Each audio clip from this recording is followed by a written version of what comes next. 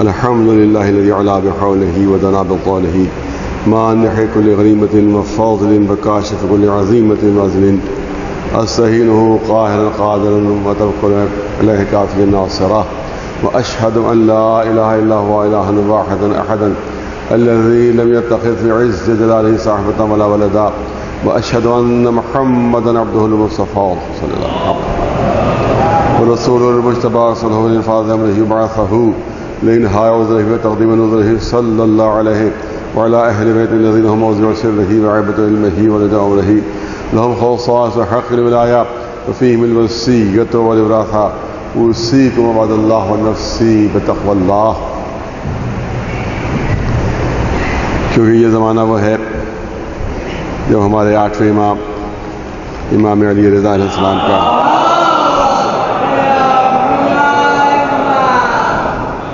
تذکرہ ہوتا ہے اور 3 جمعوں سے مسلسل یہی تذکرہ ہو رہا ہے ہمارے آقا کا، ہمارے امام کا.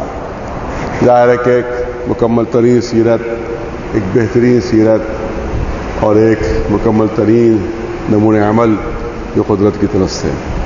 اسی لیے واقعہ ایک موجود ہے کہ جب آپ کھانا نوش فرماتے تھے تو ہر کھانے میں تھوڑا تھوڑا سا نکال کر ایک پیالے میں جمع کرتے جاتے تھے، اور جب کھانا ختم ہو جاتا تھا تو فرماتے تھے اپنے نوکروں سے، غلاموں سے کہ اس پیالے کو لے جاؤ اور جو دور شہر کے دور دراز علاقوں میں جو فقراء ہیں، جو مساکین ہیں، ان تک یہ کھانا پہنچا دو. اور دیکھو میرا نام نہ بتانا کہ انہوں نے بھیجا ہے، تذکرہ نہ کرنا کہ میں نے بھیجا ہے، کیونکہ جو احسان چھپا کر کیا جاتا ہے اس کا ثواب کئی 1000 گنا پہنچایا کرتا ہے. جو نیک عمل چھپا کر ہوتا ہے اس کا ثواب کہیں زیادہ پہنچ جاتا ہے. لہذا میرا تذکرہ نہ کرنا اور میرا نام نہ لینا.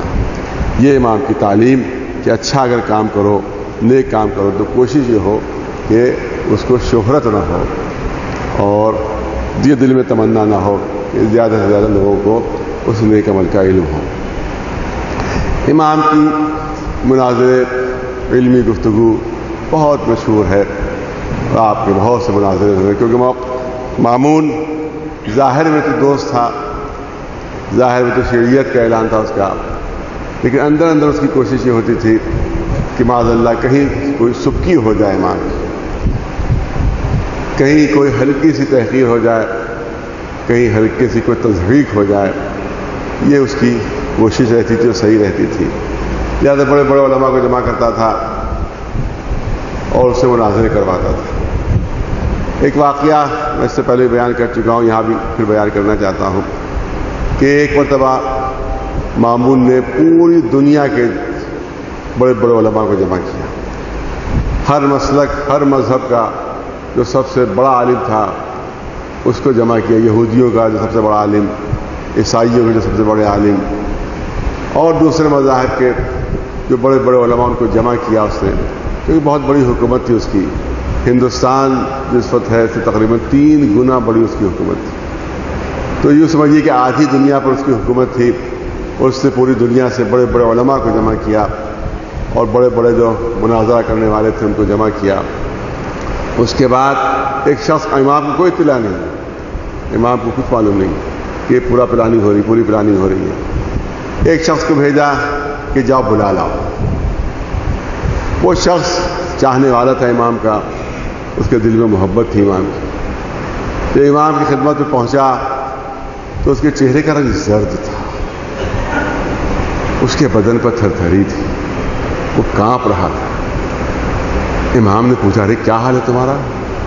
یہ ایسا بدن پر تھرتھری، یہ ایسی چہرے پر زردی، یہ ایسی گھبراہٹ. کہ آقا بہت بڑی سازش ہوئی آپ کے خلاف، بہت بڑی سازش ہوئی آپ کے خلاف. کہ کیا سازش ہوئی ہے؟ کہ مامون نے دنیا کے تمام بڑے بڑے علماء کو جمع کیا ہے، جو مناظرہ کرنے کے ماہر ان کو جمع کیا، جو بحث کرنے میں ماہر فن ان کو جمع کیا ہے، اور آپ کو بلایا ہے. وہ چاہتا ہے کہ آپ اسے بحث کریں، آپ اسے گفتگو کریں. تو امام نے پوچھا، پھر اتنا تو خوف زدہ کیوں ہے؟ تو اتنا ڈرا ہوا کیوں ہے؟ کہ تیرے چہرے کا رنگ اتنا زرد کیوں ہے؟ کہ آقا مجھے ڈر لگ رہا ہے. مجھے ڈر لگ رہا ہے. کیا کس بات سے ڈر لگ رہا ہے؟ کیا وہ لوگ ایسے ماہر فن ہیں کہ جھوٹ کو سچ کر دیتے ہیں, سچ کو جھوٹ کر دیتے ہیں؟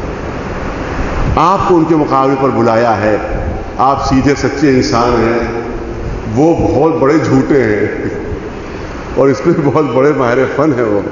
لہذا کہیں آپ کی سکی نہ ہو جائے, کہیں آپ کی کوئی توہین نہ ہو جائے, کوئی آپ کی تصدیق نہ ہو جائے. امام کا جواب, امام نے ارشاد فرمایا کہ گھبرانے کی کوئی ضرورت نہیں ہے, میں چلتا ہوں, دیکھتے رہنا کہ ان کا کیا حشر ہوتا ہے, دیکھتے رہنا کہ نتیجہ کیا ہوتا ہے. دنیا کو یہ بھی تو خبر ہو کہ دنیا کے سیکھے ہوئے کیسے ہوتے ہیں اور جو بارگاہ الہی تو علوم لے کر آتے ہیں وہ کیسے ہوتے ہیں. اس کے بعد امام نے مناظرہ فرمایا کہ بہت سے واقعات ہیں, ظاہر تمام واقعات تو ظاہر عرض نہیں ہو سکتے. صرف ایک واقعہ جو امام کا ایک عیسائی مذہب والے سے جو مناظرہ ہوا وہ آپ کی خدمت میں کرنا چاہتا ہوں. عیسائی عالم اور وہ جن کا یہ عقیدہ کہ جناب عیسیٰ جو ہیں وہ اللہ کے بیٹے ہیں, جناب عیسیٰ اللہ کے بیٹے ہیں. امام نے جب اس سے آمنا سامنا ہوا تو امام نے ایک عجیب بات کہی. امام نے ارشاد فرمایا کہ میں نے سنا ہے کہ جناب عیسیٰ نماز نہیں پڑھتے تھے. جناب عیسیٰ نماز نہیں پڑھتے تھے, کبھی انہیں سجدہ نہیں کیا. کوئی یہ سننا تھا کہ وہ غصے میں آ گیا وہ عیسائی عالم. آپ کیا کہہ رہے ہیں؟ رات بھر نمازیں پڑھتے تھے. عیسیٰ جو ہمارے نبی پیغمبر وہ رات بھر نمازیں پڑھتے تھے, رات بھر وہ سجدے کرتے تھے. تو امام کو فوراً موقع ملا.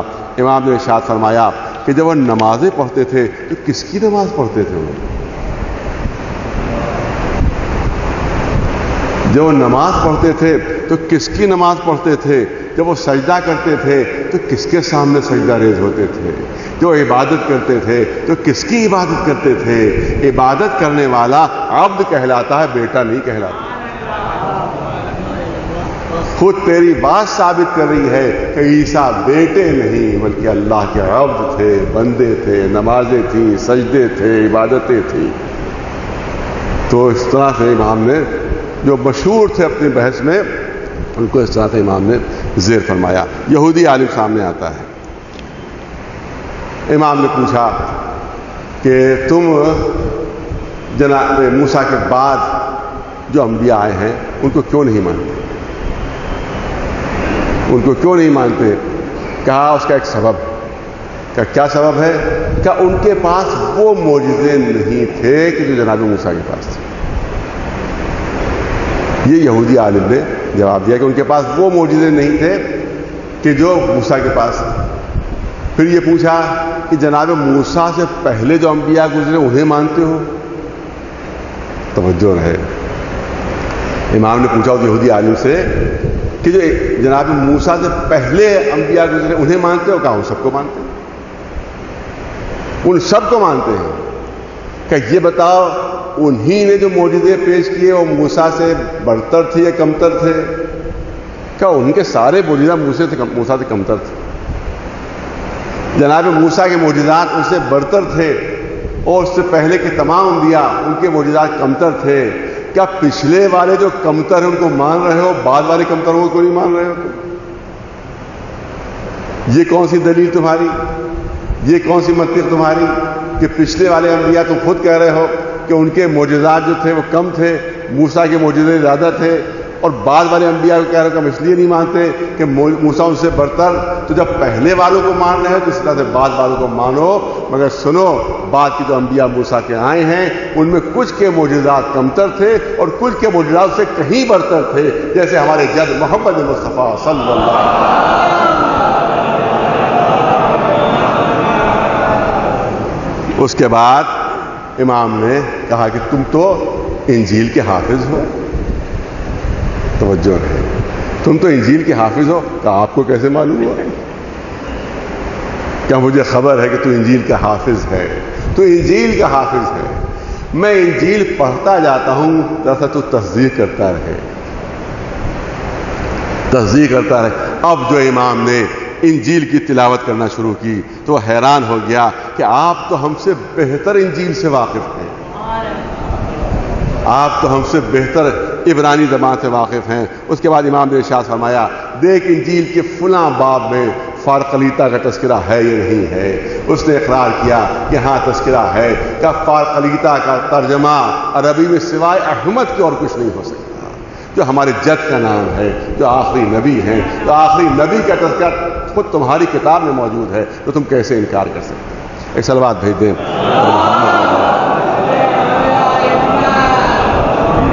اس کے علاوہ اور بہت سے واقعات ہیں، ظاہر دامن خود میں زیادہ گنجائش نہیں رہتی جو تفصیلات ہو۔ ایک تصور جو ہمارے ذاکرین کے ذریعے سے عوام تک پہنچتا ہے وہ یہ کہ جو دل چاہے کرو امام کے ماننے والے، جو دل چاہے کرو امام کے چاہنے والے، لہذا بڑے سے بڑا گناہ کیوں نہ کرو، امام آئیں گے اور سارے گناہ تمہارے معاف کروا کے تمہیں سیدھے جنت میں بھیج دیں گے۔ یہ عام طور سے ایک تصور ہے۔ ہاں شفاعت کریں گے، اس میں کوئی شک نہیں، آقا شفاعت کریں گے، مولا شفاعت کریں گے، اس میں کوئی شک نہیں، مگر یہ سوچ کر گناہ کرتے رہنا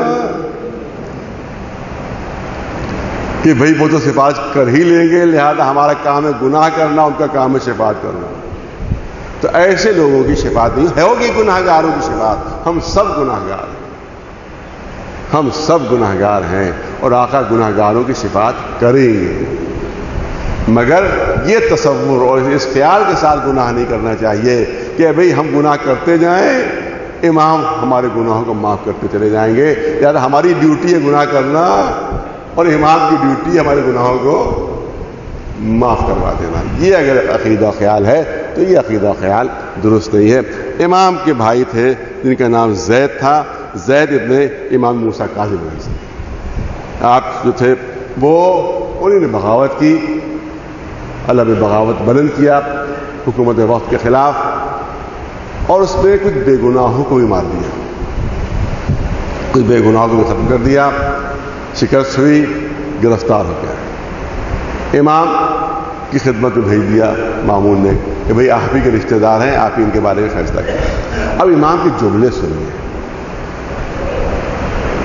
بہت بڑی غلط فہمیاں ہماری رفع ہو جائیں گی، ان چند جملوں سے ہماری بہت بڑی بڑی غلط فہمیاں رفع ہوں گی جو ہمارے ذاکرین ہمارے دلوں میں ڈالتے ہیں۔ امام نے بھائی سے کہا، اپنے زید ابن موسیٰ، امام موسیٰ کاظم، کہا کہ کیا تم یہ سمجھتے ہو کہ تم اپنے گناہوں کے ساتھ جنت میں جاؤ گے؟ کیا تم اپنے گناہوں کے ساتھ جنت میں جاؤ گے اور تمہارے والد امام موسیٰ اللہ کی اطاعت کر کے جنت میں جائیں گے؟ تم گناہوں کے ساتھ جنت میں جاؤ گے، وہ اطاعت کر کے جنت میں جائیں گے؟ کیا تمہارا یہ خیال ہے؟ اگر تمہارا ایسا تصور ہے تو اس کا مطلب ہے کہ تمہارا مرتبہ تمہارے باپ سے بڑھ گیا، تمہارا درجہ تمہارے باپ سے بڑھ گیا، کیونکہ تم گناہوں کے بعد تم کو جنت مل رہی ہے اور ان کو اطاعت کے بعد مل رہی ہے۔ اس کا مطلب یہ ہے کہ تمہارے باپ کا درجہ تم سے تمہارا گھٹ گیا اور تمہارا درجہ جو ہے تمہارے باپ سے بڑھ گیا۔ یاد رکھو کہ جنت ملے گی ہمیشہ اللہ کی اطاعت کے بعد۔ اس کے بعد ارشاد فرمایا واللہ، دیکھیے قسم کھا رہے ہیں، امام قسم کھا رہا ہے، واللہ ما ینال احد ما عند اللہ عز وجل الا بطاعتہ، اللہ کے پاس جو کچھ بھی ہے وہ اس وقت تک نہیں مل سکتا بندے کو جب تک کہ وہ اللہ کا مطیع و فرما بردار نہ ہو، جب تک وہ اللہ کے اطاعت گزار نہ ہو، اس وقت تک اللہ کی طرف سے کوئی انعام، کوئی ثواب اور کوئی جزا نہیں مل سکتی۔ امام کا ارشاد ہے، اس سے زید دیکھیے، بس یہی زید دیکھیے، میں تو آپ کا بھائی ہوں،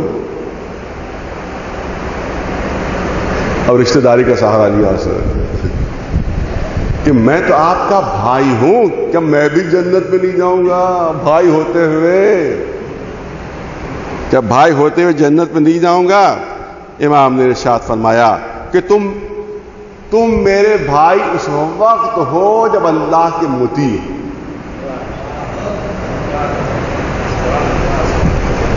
آٹھویں امام کا ارشاد کہ تم میرے بھائی اس وقت ہو جب اللہ کے مطیع ہو اور اس کی نافرمانی نہ کرو. کیا تم نے ورنہ میری تمہاری کوئی رشتہ داری نہیں، ورنہ میری تمہاری کوئی رشتہ داری نہیں. اگر تم اللہ کے مطیع و فرما بردار نہیں ہو تو میری تمہاری کوئی رشتہ داری نہیں. کیا تم نے قرآن نہیں پڑھا کہ جناب نوح کے بیٹے کے لیے قرآن اعلان کر رہا ہے کہ انہ لیس من اہلک انہ عمل غیر صالح، کیونکہ عمل صالح نہیں تھا لہذا بیٹا ہوتے ہوئے ہلاک ہو گیا اور ابنیت سے کوئی فائدہ نہیں پہنچا اس کو، اور بیٹا ہونے اور فرزندی سے کوئی فائدہ نہیں پہنچا. لہذا جب تک اللہ کے مطیع و فرمانبردار نہیں بنو گے بھائی ہونے سے تمہیں کوئی فائدہ نہیں پہنچے گا. یہ ہے امام کا ارشاد کہ جو ہمیشہ ہمارے پیش نظر رہنا چاہیے. تب وہی بات پوری ہوئی، اس سے زیادہ مجھے نہیں عرض کرنا ہے. پالنے والے تیری بارگاہ میں دعا دعا ہے کہ جہاں جہاں بھی مومنین ان کی حفاظت فرما، ہمارے اوقاف کی حفاظت فرما.